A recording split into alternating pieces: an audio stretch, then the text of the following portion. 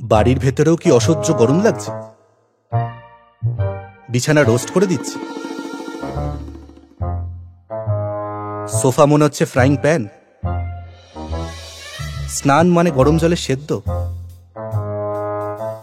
এসির বিল পুরো electric shock? এসে গেছে অসহ্য গরমেও বাড়ি ঠান্ডা রাখার নতুন উপায়। টপকোট কুল। অসহ্য গরমেও বাড়ি থাকে ঠান্ডা। টপকোট কুল বাড়ির ছাদে আর দেওয়ালে তৈরি করে রোদ প্রতিরোধ প্রলেপ। এই প্রলেপ ছাদে বা দেয়ালে আসা রোদকে ঠিকরে দেয়। রোদ সরাসরি না লাগায় ছাদ বা দেয়াল গরম হয় অনেকটা কম, তাই বাড়ির ভেতরেও গরম হয় অনেকটা কম। এটা এতটাই এফেক্টিভ, এর ফলে বাড়ির ভেতরের তাপমাত্রা বাইরের থেকে 5 ডিগ্রি অবধি ঠান্ডা থাকে। ছাদের ট্যাঙ্কে টপকোট কুল লাগালে খুব রোদেও জল অনেকটা বেশি ঠান্ডা থাকে। এখানেই শেষ না,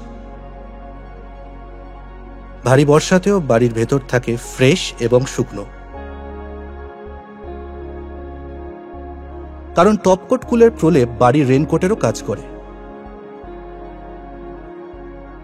একবার টপকোট কুল লাগান আর বাড়িকে রাখুন যুগ যুগ ধরে, গরমকালে ঠান্ডা আর বর্ষাকালে শুকনো।